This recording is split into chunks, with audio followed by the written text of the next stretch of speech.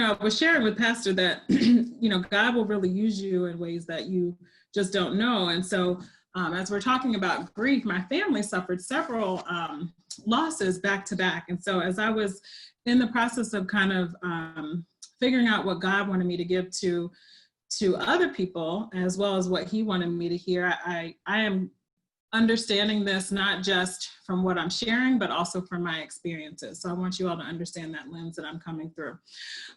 So let's talk grief. So when we think about grief, oftentimes we think about grief as just the loss of a loved one, just an individual that we care about that has transitioned off of the earth and has transitioned to heaven, right? But loss and grief can come in a lot of different forms. So it can come in the form of a loss of connection to other people. It can come grief from relationships, right? It could be relationships that look different, or it could be relationships that we've lost altogether, people we're no longer connected to. It could also be loss, and grief can come up when our traditional way of functioning shifts a little bit. And as we kind of think about where we are right now in society, I don't know about you all, but I feel like my way of functioning has shifted. And so if you all don't mind just sharing as I'm kind of talking, just some of the ways that you feel like maybe you've experienced some losses, either recently, it could be loss of a loved one, but it could also be just a grief process as we're going through COVID-19, as they so like to call it, because this really is a communal sense of grief that we're experiencing.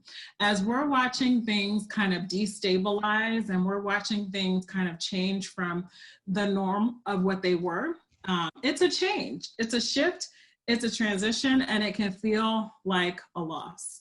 And so within this, sometimes we feel like there's a loss of predictability, right? You may ask yourself the question, when, is this restaurant going to open? When is the gym going to open? Is this loved one going to pass away, just in the similar vein as, I just lost another loved one? You may feel like things are just unpredictable and that they are out of your sense of control. The other piece that can sometimes come up with grief and loss and transition is this belief that we can protect our children and we can protect the elderly and we can protect those that we care about. And so sometimes when we experience these transitions, it's sort of like we start to feel like, wait a minute, I thought I could protect my children from something bad happening to them. I thought I could, protect my loved one from developing or catching coronavirus. And through these experiences and these transitions, we start to realize that maybe we aren't able to fully control things. Maybe we aren't able to fully protect to the extent and to the degree in which we really would like to. So again, so often we think about grief defined as just, I lose a loved one and that's it. But grief really encompasses this natural reaction to loss, right? Losing something or someone or some type of entity that is important to you. Losing something that brings you value, that brings you meaning. And there are natural reactions to loss. Sometimes we say, this person is staying in the grief process too long. They should be over the fact that this relationship has shifted. They should be over the fact that they no longer have their job. They should be over the fact that they were furloughed, right? But this grief process, it really is a journey.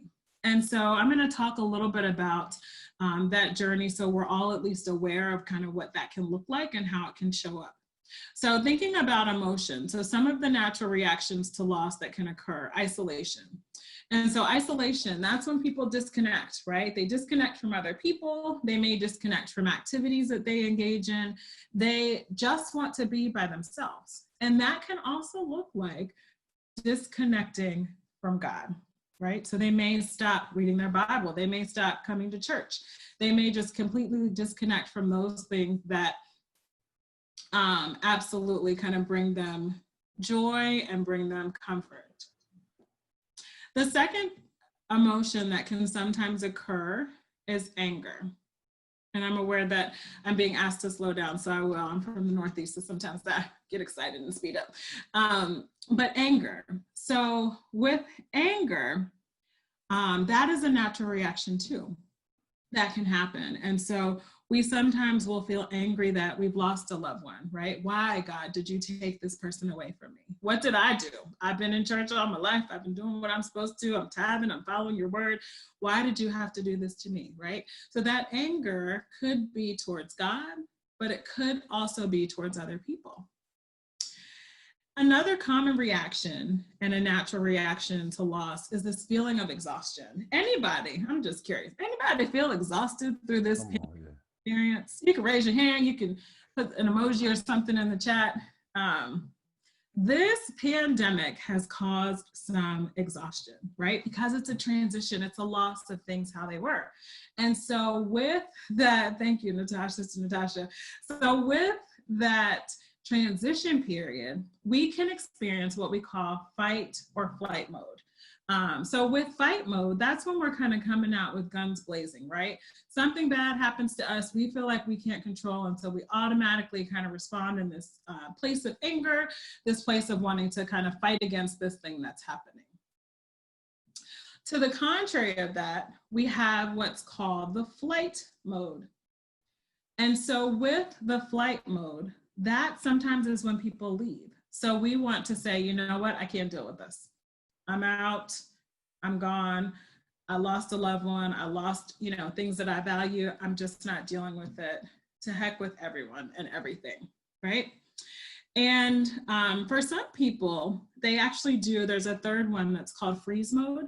And so it's almost like you're kind of stuck, right? You don't know what to do. It's kind of like, I don't know if I should go left, I don't know if I should go right, I don't know what to do, so I'm just not gonna do anything. And so this process of going through this transition can be exhausting.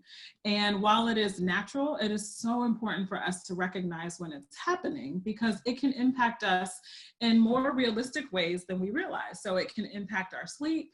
It can impact us becoming more irritable with people that we care about, especially now we're kind of quarantined in the house with probably the same people, hopefully, over and over. So it can really kind of come out in a variety of ways. And really, your loved ones are saying, why are you snapping? Like, we're going through the COVID-19 experience just like with you, like you are as well. But you are in a severe grief process. And the level of exhaustion is weighing on you so much that it's causing you to feel like you have a loss of control. It's causing you to feel exhausted, and it might be impacting you physiologically as well. Okay.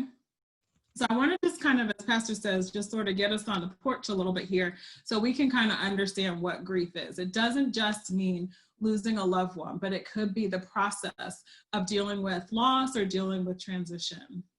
And so with that, there's a psychiatrist by the name of Kubler-Ross that developed this cycle of grief. And the cycle is really interesting because people sort of travel through these 5 stages, and sometimes they travel kind of neatly through the stages, but sometimes they regress a little bit and come back to some of the earlier stages. So I just want to kind of talk with you all through this. And as we're doing this, feel free again to utilize the chat to make comments, but also I want you to kind of just sit with your own process, whether you feel like you have moved through a grief process fairly recently, or whether you feel like you are in a grief process as we're all experiencing the journey of this pandemic, or whether you may go through a grief process at some time in the future. I just want you to kind of notice as I'm kind of speaking about this, what this process could look like or what it has looked like for you. So the first kind of phase of this is what we call denial. And so denial is the avoidance. It's kind of like what I like to call, I'm putting my blinders up, right? I don't see anything. I don't know what's going on. I'm avoiding. I feel confused. I feel shock. I feel fear. This isn't happening, right? And if you think about the pandemic, at first, some people were like, this isn't really happening, right? I'm going out. I'm hanging out. I'm going to do what I want to do. This isn't a real thing, right? And then that can move to a place of anger, right? Where it's frustration. Why is this happening?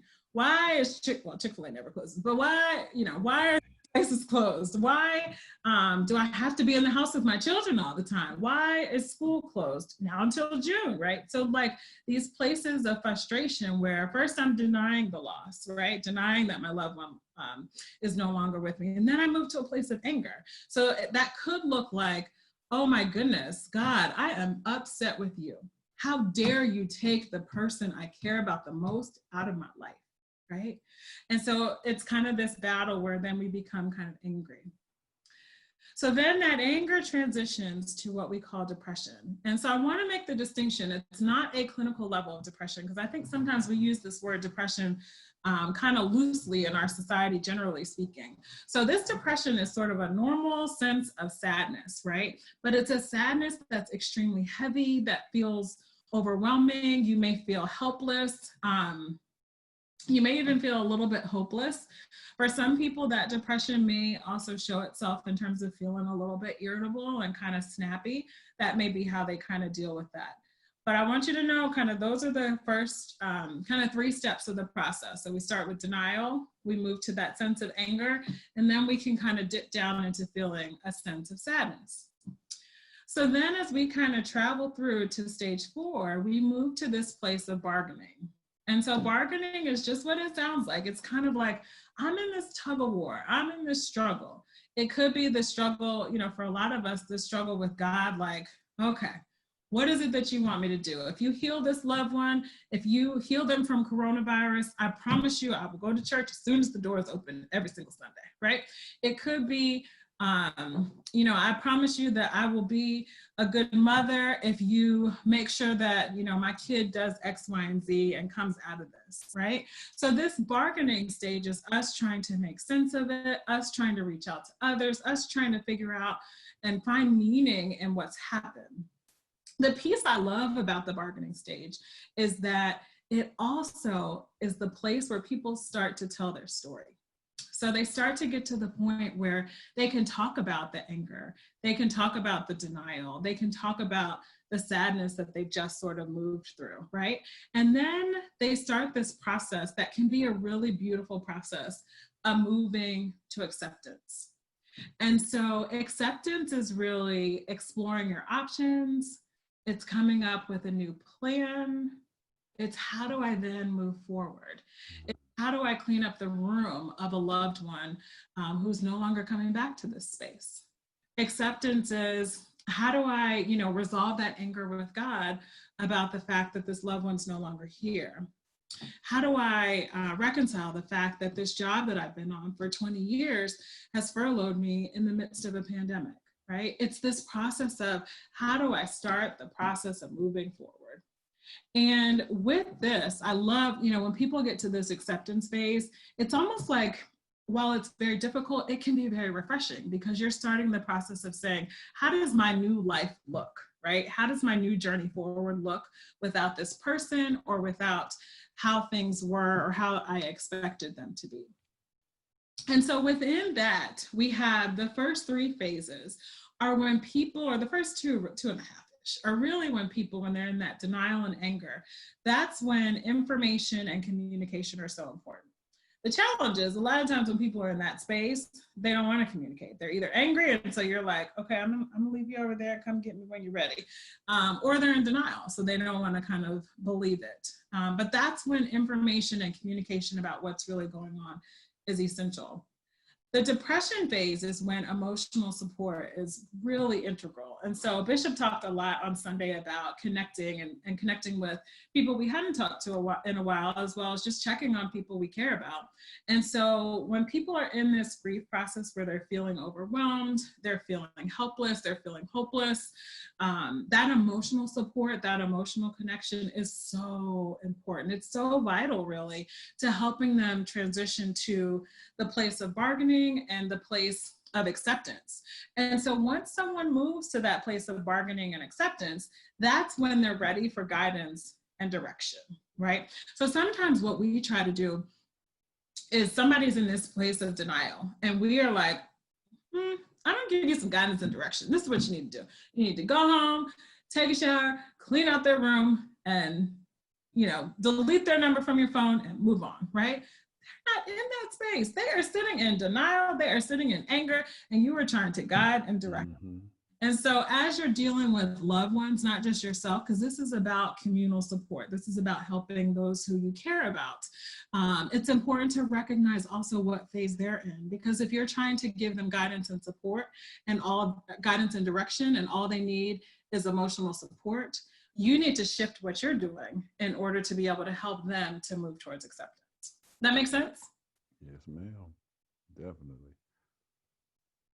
So coping with grief. So we all have unhealthy strategies of how we, thank you, Renee, I see your response, appreciate that. So we all have various strategies of how we cope with not just grief, but we cope with life. And there can be unhealthy ways as well as healthy ways. And so one of the things I think is really important is for people to understand what something is, but then to understand, now that I know what it is, how do I then move forward with the information that I have? So we've kind of just sort of set the frame for this is what grief is, this is what it looks like, and this is kind of the journey or the process that it is. And so kind of the latter part of this is really going to be us looking at how do we cope. And so when we think about grief and we think about unhealthy strategies, there's a variety of strategies people can use that are unhealthy. It could be drug use, it could be gambling, it could be using unhealthy relationships to cope. It could be alcohol use, it could be isolating and disconnecting themselves, right? It could also be anger. I'm so angry at the fact that this person passed away, and so I'm just going to make sure that I exude anger towards everyone that I care about so they will stay away from me, right? When really, I just need to kind of sit with the anger and the sadness. But there's also, sometimes we can be a little judgmental in the body of Christ, generally speaking, not at the Mount though, Pastor, not at the Mount, but in other churches, right? We can be a little bit judgmental. So we can say somebody who, uses marijuana every day, they're not okay, right? But the person that, we can judge them, but the person that stays busy all the time, or the person that stays active all the time, that they're healthy, they're okay. But there are societally appropriate ways of coping that can be unhealthy ways of dealing with grief, right? So an example could be staying busy. So you may have the person who is constantly busy, constantly engaging in activities, constantly keeping themselves occupied. And while their job might love it, the church might love it, their family might love it, what's really happening is they're using those things, they're filling their schedule all day so that they don't have to deal with the grief and the loss of insert whatever situation or whatever loved one has passed away or transitioned. And so we have to be careful when we look at these unhealthy strategies. It doesn't always have to be drinking or drug use or things of that nature. It could be somebody who they go to work and they literally spend the rest of the night in the gym. And then they go home, take a shower, and go to bed. So they don't have to sit with their emotions. And we think, oh, they're in the best shape possible. Yes, absolutely. And they're also not dealing with their grief in a healthy way. That makes sense? Mm-hmm. Yep. So on the other end of the spectrum, we have, thanks, Natasha and Ashley, we have some what we call healthy strategies. And so these are the ones I want you all to just kind of reflect on as well. So the first one is faith. And I'll be honest with you, I sometimes struggle with talking about this because I believe it wholeheartedly, but sometimes people find themselves, even believers, wanting more. And what helped me when I was kind of thinking through this was this idea of self-dependence, that we say, God is omnipotent, God has everything in his control and in his power, and he's going to take care of everything. But then it's like, well, why are we trying to control things, right? Why do we try to control people or family members or our job or our boss, right? Because the science behind it says we are creatures who want to have some sense of control and some sense of what we call self-dependence, right? But part of this process of grief is knowing that God has given you some kind of test. And while the test is uncomfortable and it feels unbearable, and we oftentimes don't like it, and we oftentimes don't want it, he needs us to have this test to show us what's really on the inside of us, right? So we can be introspective, but more so than that, so that he can show us just how big he is. Come on. Show us that he is going to bring us through this. So there's a large part of this that is all about our faith. And it's all about having faith that there is a reason for this, even though it hurts and even though we don't like it, that he will allow us to get through this and to survive this if we allow ourselves to have faith.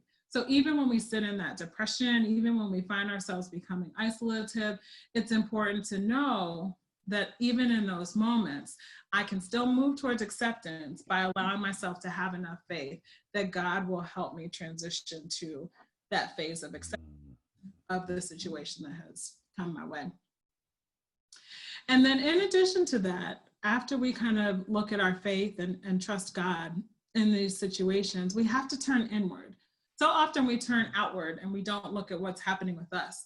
But part of being able to move towards acceptance is being able to acknowledge what happened and what's happening and what you're feeling. And we have to be able to do this to move forward. People are inherently resilient, right? If you are all here. And so by nature of that, we are in a pandemic. I think literally everyone I have talked to, no matter how old they are, have said, I've never seen anything like this before, right? So that tells us just because we're here, we are resilient and God has made us to be resilient. Right? So we can get through this, but it's important when we're going through that grief process to be able to figure out, what are the feelings I'm having? Am I feeling sad? Am I feeling anxious? Am I feeling angry? Do I notice a pit in my stomach? Do I notice I wake up every morning and my back is hurting, right? So noticing physically and emotionally what's happening and turning inward to yourself. Because as I mentioned, and hopefully you all caught in the very beginning, this is a normal reaction. Grief is something that we all go through. So we don't want to put that person in the corner, right? They are a healthy individual that's trying to go through a process. And at any point in time, God is always taking all of us through some kind of process, right? To help us become what it is and who it is that he wants us to be so that we can be a reflection of him. That's what this is all about. So turning inward allows us to connect more with him and also to become introspective. And it's so important to pause. So if we don't pause to do that work, then we almost lose out on what it is that God wants from us and what it is that he wants to show the world through us. And so one way that we can really turn inward is absolutely Selah, yes. And I love that. Thank you, Sister Renee, because Selah is really about that. It's about turning inward and connecting to God. And when you're going through a grief or transition process or a loss, part of this journey for us, that's when we need to be closest to him. That is when we need to be closest to him. And so one way we can kind of tangibly be able to do that is through journaling our thoughts and our feelings. And I often, when I'm working with clients, I often share with them, it doesn't have to be, major, right? So you can just take the morning, oftentimes we all, grab our smartphones and we're like, let me check Facebook, Instagram, text messages, right? And so maybe you don't do that. Maybe the first thing you do is get up in the morning and you say, let me journal my thoughts, right? Let me see what's going on with me. Because oftentimes the thoughts you have in the morning are often what's left over from the previous day. In addition, especially if you have difficulty sleeping, you can also journal your thoughts right before bed because it allows you to externalize what's happening and what's going on. But if you find yourself in a grief process, that journaling can be so therapeutic and so cathartic. And part of that is naming what you've lost. So I want y'all to type that to make sure everybody's still with me since you're on mute. So name what you've lost. Name what you've lost. Absolutely. Thank you, Sister Ranisha. Naming what you've lost. Yep. Thank you all for being such good students. Look at y'all. So naming what you've lost, that is essential, right? Because when you put a name to it, it becomes real. You move from denial towards acceptance, right? It is something that is reality. So using journaling, thank you, Sister Renee, to name what you've lost. And the last piece, which again, Bishop highlighted for us beautifully on Sunday, is staying connected. As I mentioned a little bit earlier, when people are in that depression phase and moving towards like bargaining, they really need that support. They really need to stay connected to other people. The challenge is if I'm feeling sad about the loss of a loved one, or if I'm, wanting to disconnect from everybody because I just lost my job or just, I'm going through a transition with a relationship, people might be reaching out to me. They might be doing their part and I might not be reciprocating that process. So it's important for us as we are seeing our loved ones going through process of grief, as well as ourselves, to remember that it's important to stay connected. So one, it's important to stay connected to God, but then it's also essential that we find someone that we can stay connected to on earth. Science and the Bible share with us that we were created to be connected to other people. We were created to be connected to other people. So even in times of trial, when we want to just turn inward and even sometimes shut God out, he wants us to connect to other people. And that connection could be to remember, to experience some sense of joy, right? That connection could be to help us get through the grief process. That connection could be to support someone 5 years from now who's going through grief, to say, you know what I did? I found some gumption to be able to connect to someone in the midst of my grief. And I know that God helped me to get through that so I could move and bless you. But whatever that journey is that he's taking you on, it's so important to get connected and to stay connected, even in the midst of this. At some point, we will return to some sense of normalcy, whatever that looks like. And so when we return there, that level of connection is so important with grief and with transition periods. Having someone that you can connect with is essential, because we all will get through this together.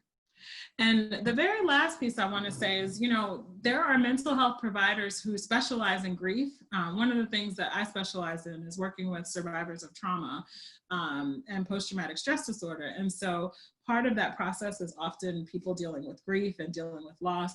And so, there are mental health providers out there who offer grief services. There are individuals, if you feel like you're really, it's impeding on your ability to function, I would absolutely encourage you to reach out. There's grief support groups, even for certain types of grief. So loss of children or loss of loved ones, loss of animals.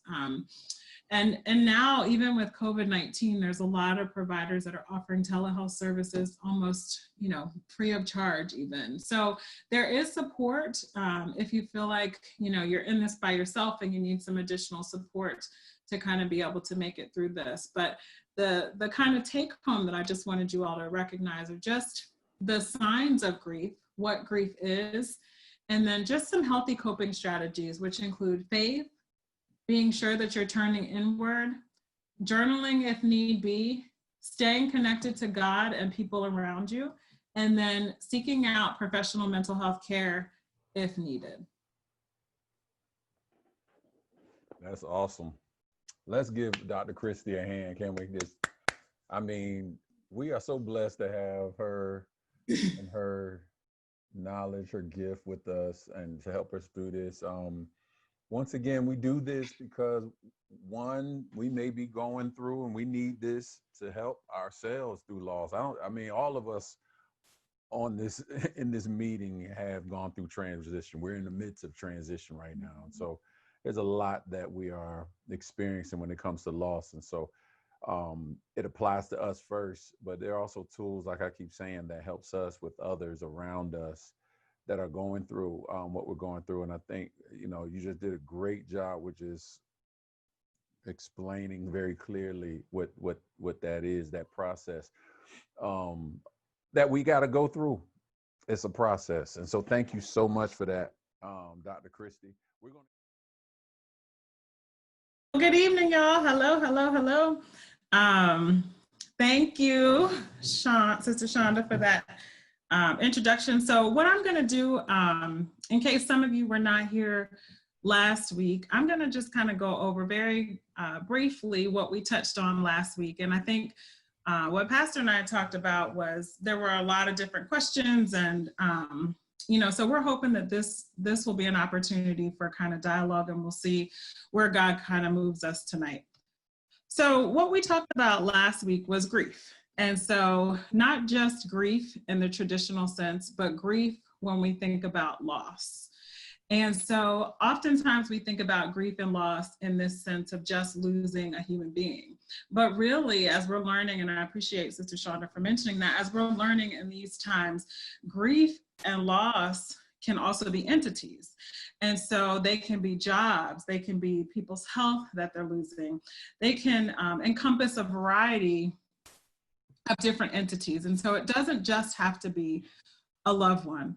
And so when we talk about grief and loss, we're talking about this natural reaction to having lost something. So some of these natural emotions that can come up, they can include anger, they can include isolation, they also can include this feeling of exhaustion. And so this idea of exhaustion is when we our bodies hit this, what we call the fight or flight mode, where we've just been going, trying to manage the effects of this loss, trying to help everyone else manage the effects of a loss. And our bodies don't know what to do anymore. And so they're in this sort of period of trying to recover, where we start to eventually feel a sense of exhaustion. And so that exhaustion may come to the point where we feel like we're missing out on sleep, where we are lashing out on other people, where we're not being as productive as we usually are, where we may isolate ourselves. And so within this process of grief, we have a cycle. And so some of you may have heard of Kubler-Ross's grief cycle. But what this cycle is, it takes us through 5 of the common stages of grief. And so that first stage is what we call denial. And so with denial, this is kind of where we're all in this kind of place where we say, this isn't happening, right? This can't be happening right now.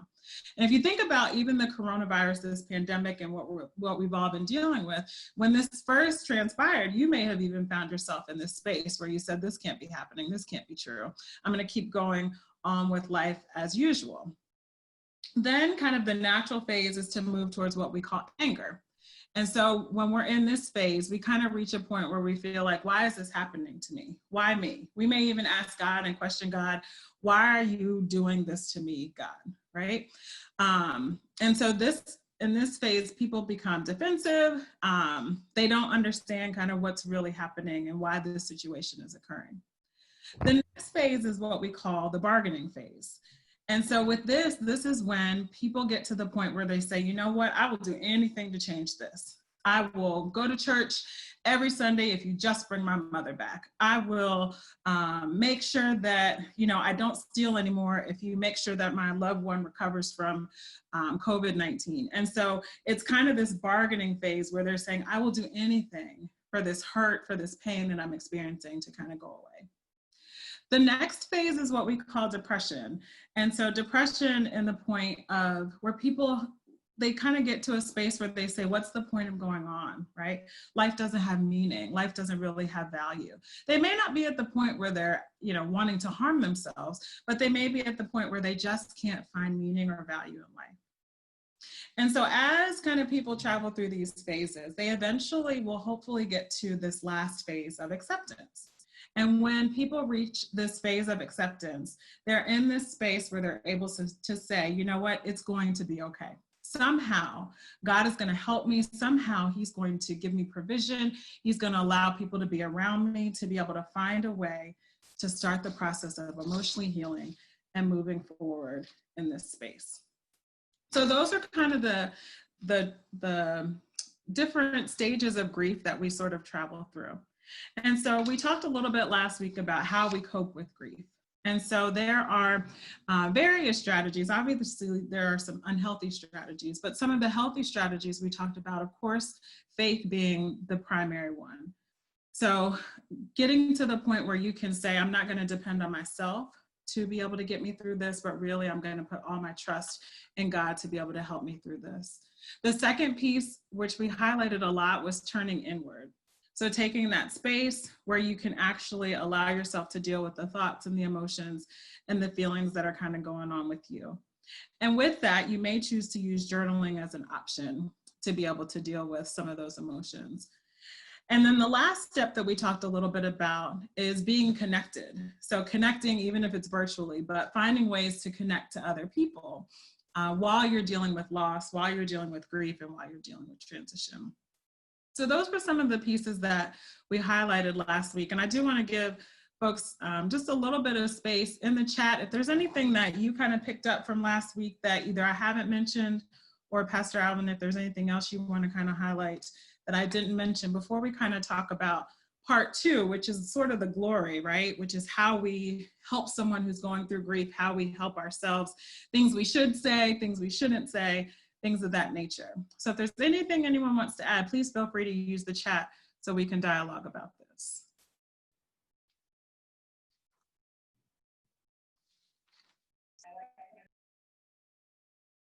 Okay. So I'll take the silence to mean that I covered it okay. But if there's anything that also comes up as we're kind of moving through the new material, please, this is really meant to be a dialogue. So feel free to use the chat as such. So what we're going to kind of move to is talking a little bit about how do we kind of move through grief, right? So what do we do to help people? What do we do to help ourselves in the midst of this pandemic? How do we start the process of moving forward? So if you all wouldn't mind, in the spirit of participation, just kind of type in the chat, what are some of these things that you continue to find yourself dealing with in terms of grief and loss? Either things that you find other people dealing with or different losses that may be a little bit difficult for you to manage, especially in this season that we're in now.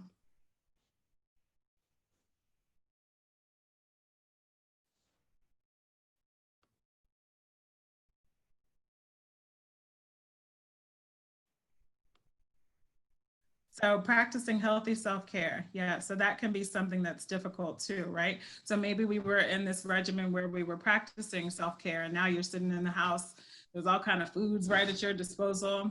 There might be some challenges with that. Absolutely. So getting through anniversary periods. Yes. So anniversary deaths, anniversary periods, Easter even, right? Yesterday was Resurrection Sunday. And for a lot of us who have lost loved ones, holidays can be very difficult as well. And then Minister Brittany kind of adds having to adjust to this new normal. Absolutely. So that transition of being able to find a way to transition to this new normal, whatever that is, I don't even know yet, can be really challenging and really difficult. I started the process, and it looks like Brother Tim is adding here, trying to be supportive of everyone else, right? And balancing that, right? Like, how do you become supportive of everyone else while you're also going through your own process? If you think about losses that you've suffered, and you might be trying to take care of mom or dad or cousin or uncle or, you know, friend, but meanwhile, you're also going through your own grieving process. So thank you for bringing that up, Brother Tim. So let's talk about this. Let's kind of dig down deep and figure out how do we help someone. So there's kind of three pieces to this that I want to highlight. So the first thing when you're trying to help someone is you want to help them and you want to also help yourself. Talk about and remember the person that died.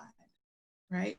Talk about and remember that piece that they are grieving, that entity that they feel like they've lost. And so if you're like me, the initial reaction is, well, I don't want to talk about this person. It makes them sad. It's hard to do, right?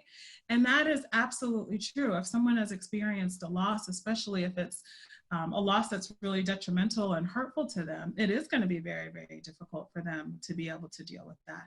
But part of the journey is helping them through that process, and it doesn't happen overnight.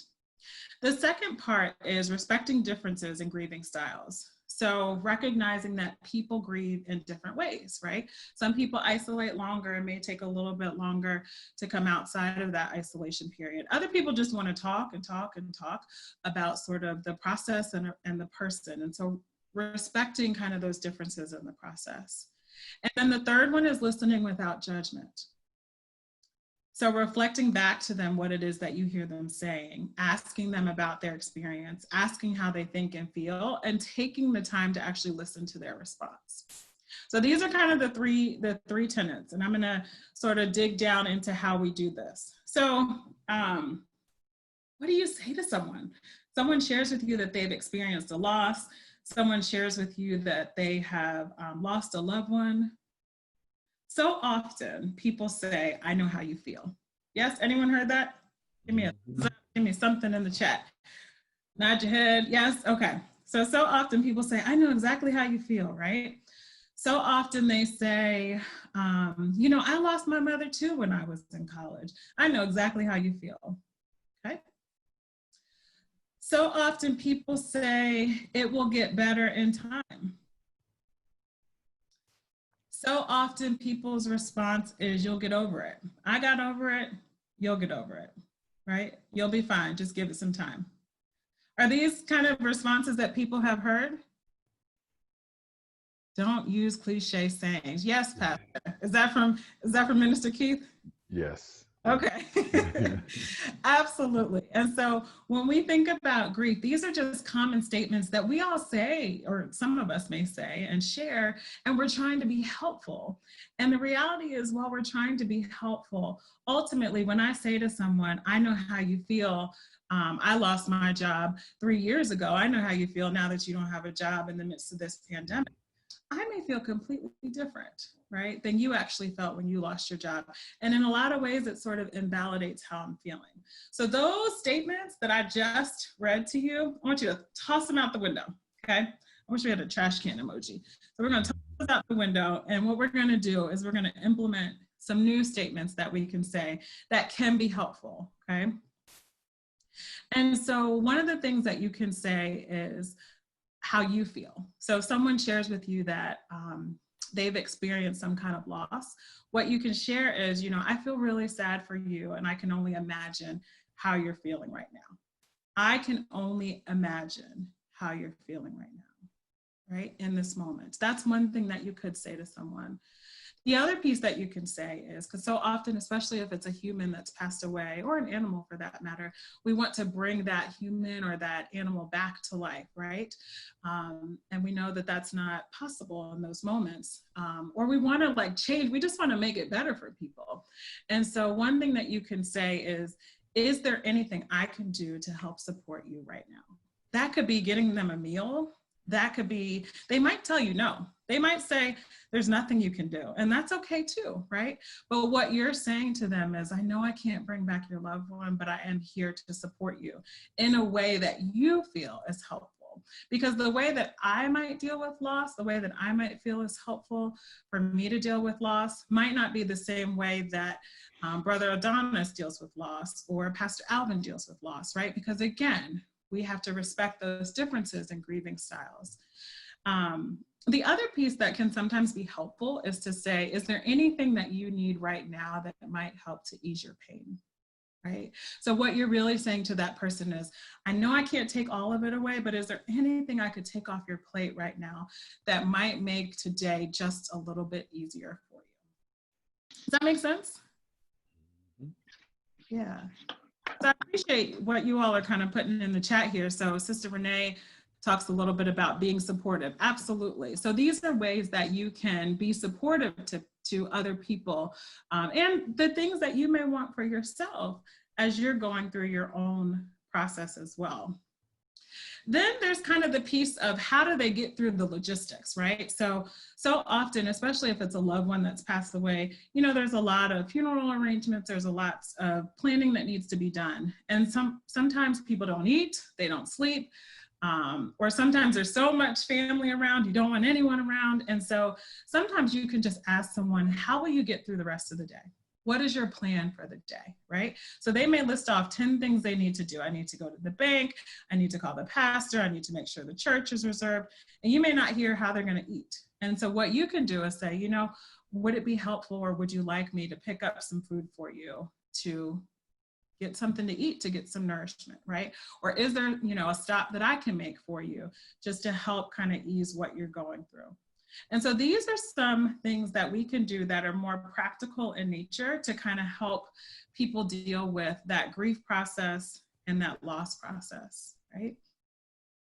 The other piece that can be so helpful, the second part of that, is helping with the shared memory of the person. So when you're experiencing a loss, whether it be a job, whether it be a relationship, whether it be a loved one, you want to help that person honor that person or that thing, that entity that they've lost. And so within that, you want to kind of help them keep that memory alive.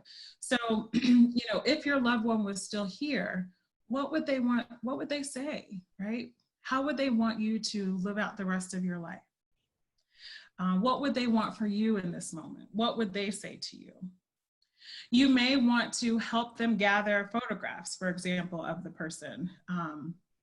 One of the things in all of the grief literature that it sort of talks about is how you honor people, and particularly with photographs. So they may choose, you may need to help them sort of figure out with your home, do you need to rearrange some photographs, right? Do you just need to have one photograph of the loved one that's no longer here in your home? Is it too emotional if in every room you've got 4 photographs of this person that you love, you miss? Is that too emotionally laden for you? And helping to ask some of those questions and even being part of the process. So Sister Shonda kind of talks a little bit about the practical tips make such a big difference. Absolutely. And so that's where we kind of wanted to move a little bit tonight, was talking about practical things. So like providing food is a great way to show support. And then memories help with healing more than you know. Yep. And so often, one of the things we talked about last week that really kind of sat with me throughout the course of the week, so often we shy away, people start crying. One of the things I learned very early on in therapy was you don't give anyone a tissue, right? So if someone starts crying, if I give them a tissue, what's the message that I'm, somebody in the chat. Stop crying. That was absolutely right? But what do? We usually give people a tissue. And so the inherent message is, I don't want you to experience that emotion. Absolutely. Thank you for adding that, Sister Linnell. So what we want to help them do, and what we want to be able to do ourselves, is to experience the loss, experience the grief, experience that process. So Sister Jade kind of adds in the chat, I haven't been able to touch my husband's personal items since they passed. And what I would say is that's okay. I don't know how long that process has been, but kind of like what I was sharing earlier, that we have to respect those differences. And so for some people, they may immediately after someone passes want to be able to transition those items. For other people, it may be a way of honoring them. And so I think, as you're kind of sharing, if that's kind of the space that you're in, I think that that's okay for today. Tomorrow may be different. But I think that shared memory and being able to sort of honor that person's legacy or honor that situation that you no longer have is very, very important. The other piece that can be extremely helpful in this process is to help with the thought process. Oftentimes there's so many thoughts that go through our minds, right? When you lose something or you lose someone. And I remember last week someone was sharing that they got laid off in the midst of this pandemic. And so I'm sure that comes with tons of thoughts. For those of you that have been laid off or that are currently laid off, just kind of type out in the chat, what are some of those thoughts as I'm talking that could come up? When I kind of think about it, I think someone could say, you know what, I'm not worthy. It's not fair that I lost my job. My job doesn't value me. I'm not a man, right? I'm supposed to be taking care of my family. I'm not man enough anymore because I don't have a job, right? There's all these kind of thoughts that can come up when we lose things. And especially when we lose people, right? Why did this person leave me? We were supposed to be together forever. God, why did you do this to me? I thought you loved me. I thought you cared about me. How dare you take that person away from me who meant so much to me, right? And so one of the things that can be helpful that you may find yourself needing to do and to introduce to someone you care about is to helping them set aside time until they move to that place of acceptance. And even thereafter, helping them set aside some time. It could be 10 minutes, it could be 60 seconds to write about that person or that thing that they feel like they've lost.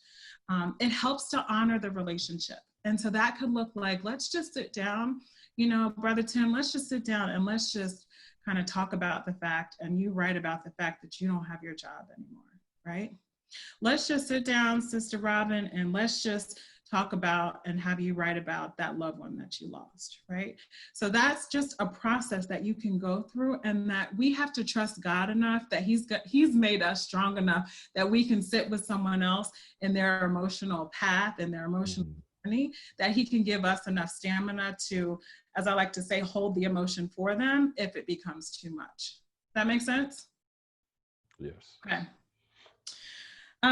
The other piece that can be really helpful, so sometimes the emotions do become too overwhelming, right? We're all guilty of that at some point in time, whether it's anger, whether it's sadness, whether it's fear, right? Maybe I'm going to be the next one that's passing away. Everybody around me is passing in my nursing home.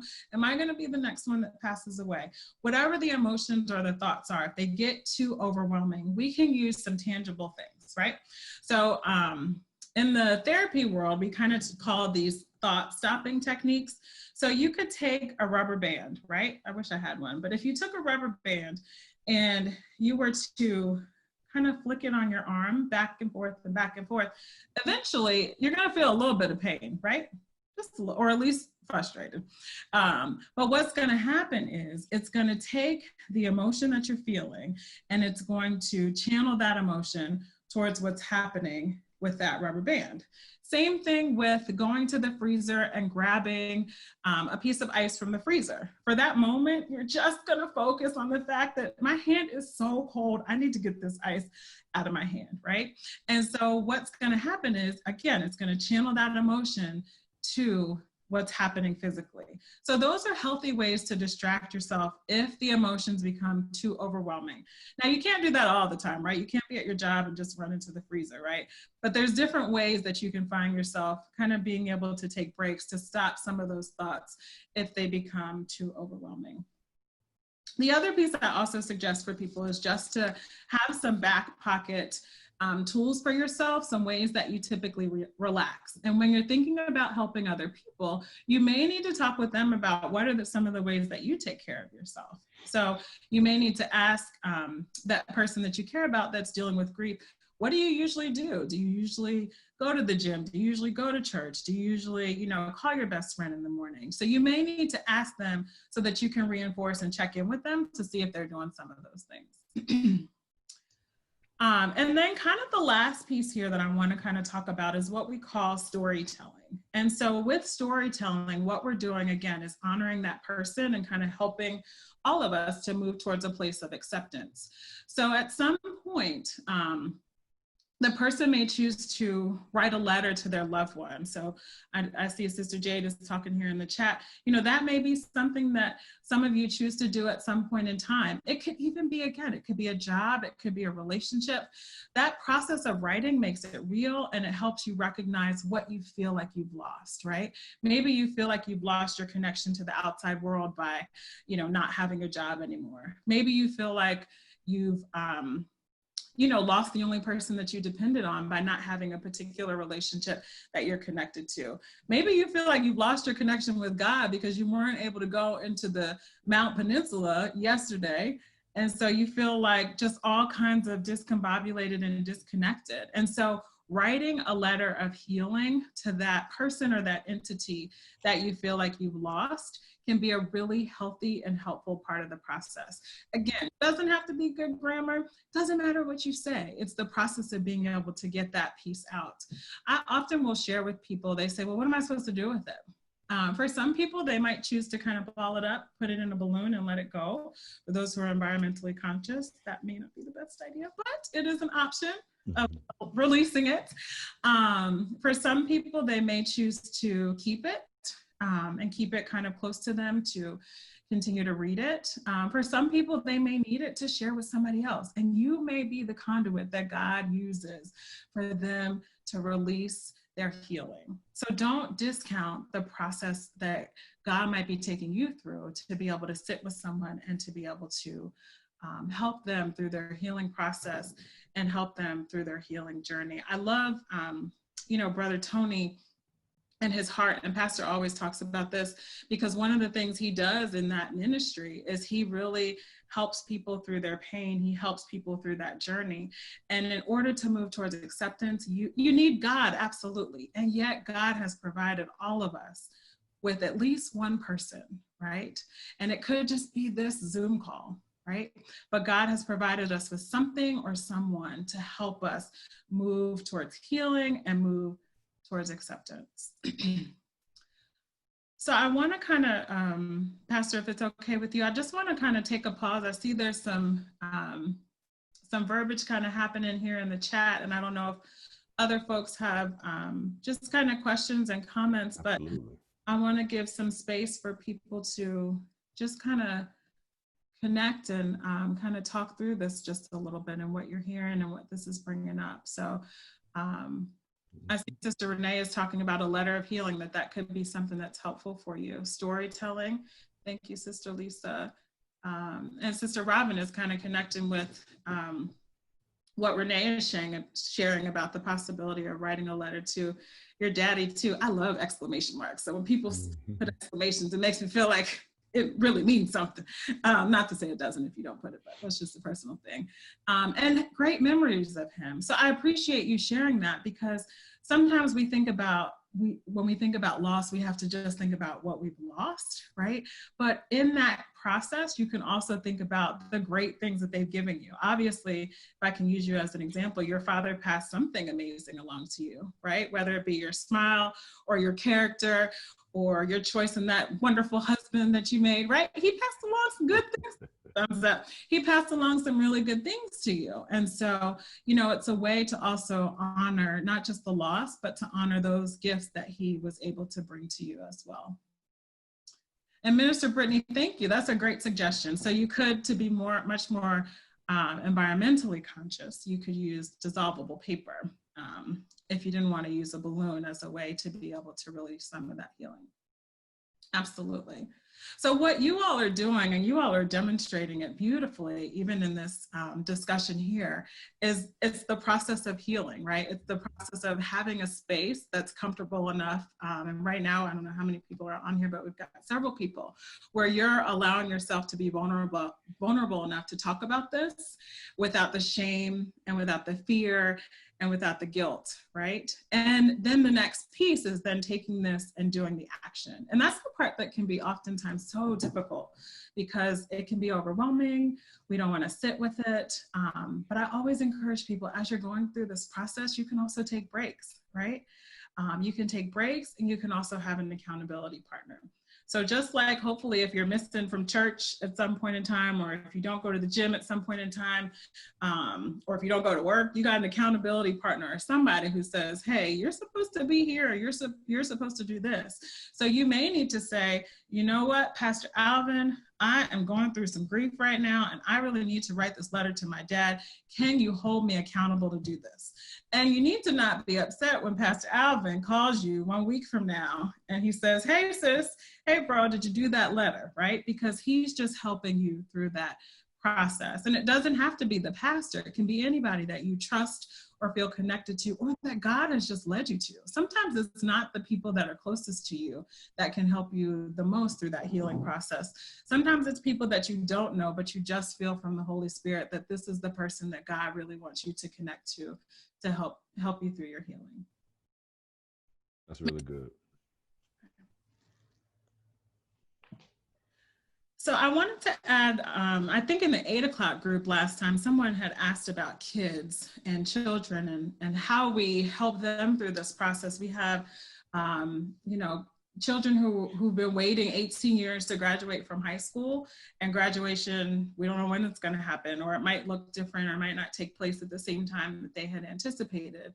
We've got children who don't understand why, when, mommy and daddy or guardian watch the news, that they're always talking about all these people that are dying, right? We have children who are just trying to make sense of what is this thing called the world, right? Like, we've settled from, oh, great, I get to stay home and I don't have to go to school, to, wait a minute, this is gonna happen for a long time. I feel a loss of not being able to see my friends every day. I feel a loss of, having to see my mom or my dad or whoever's in the home with me every day, right? And so with children, we wanna help them through this process as well. But there's 4 pieces that I just wanna highlight very quickly, because I'm aware of the time. But I wanna kind of just share with you all, especially those who have children or grandchildren, or who wanna have kids at some point in time, or have children in your life that you care about. These can be some helpful pieces to assist children in that grief process. So the first piece is answering questions that they ask. Sometimes we want to shield them, and we want to protect their innocence. And I do agree with that on some level. And yet we also need to teach them that loss is a part of life, right? So mommy and daddy or guardian, auntie and uncle, grandma, grandpa, we can feel loss, and yet we can still be able to survive that process. And so we can't protect them from their innocence forever, right? When I was working in a residential facility, we would get these kids who, they would be 17 and they just they couldn't deal with sort of life because their parents had, or guardians had, raised them in such a way that they had protected them so much that when things happened that were of a more mild nature, it just overwhelmed them too much. So you want to try to help kids and speak to them in real language and answer their questions about what's really happening. You also want to give the child choices whenever it's possible. Okay. So you want to let them, especially if there's a loved one, you want to let them sort of at least talk through with them how they want to say goodbye. If they don't want to go to the funeral, then you may, depending again on their age, you may want to say, okay, then that's okay. You're old enough to where it's okay. You don't want to go to grandpa's funeral, and I'm not going to force you to do that. Right? So you want to at least open up the door for the conversation, not just you're going to the funeral, you're going to wear all black, you're going to sit in the front row, period. Right? What you may also want to do is hold a memorial service and allow them to say goodbye. Even when we think about right now what's going on with COVID-19, that could look like a graduation ceremony that you hold at the house, right? Virtually for them on the date that they were supposed to graduate. That could look like a middle school graduation. That could look like a private ceremony if you've lost a loved one that you hold just at the home. But you want to kind of give them the space to honor that loved one and that person in a way that feels relevant and important for them. And the last piece is taking a break from grieving. Children are kind of socialized and kind of psychologically get more overwhelmed than adults can, particularly emotionally. And so it's really important, like you'll see kids, especially as I have a toddler, he'll go back and forth, he'll be sad about not having crackers, and then the next minute he's fine, he's singing Baby Shark.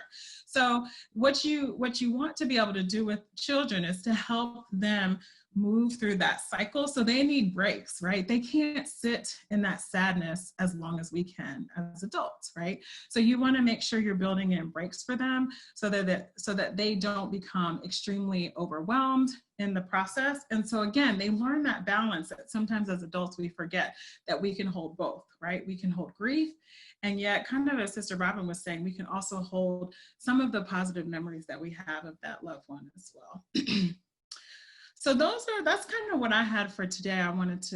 God really gave me to share that with you all. And kind of the last thing I'll leave you with is yesterday we had a baby shower for one of my line sisters, and she literally just got off the road from going to the home of where her mother-in-law, who just passed a week ago. And so we threw her a surprise baby shower. It was beautiful. It worked out wonderfully. And I watched in that process her crying and yet being happy. I watched her being able to acknowledge the grief and the loss she felt of her mother-in-law not being here. And yet for her to say, I feel like my mother-in-law really also gave me the appreciation of joy, and she wants me to appreciate this moment. And so that just really resonated with me, because that's what God wants us to do in loss, right? Loss is hard, it's difficult, it's sad. And yet it also gives us an opportunity to appreciate what we had for the time that God was willing to give it to us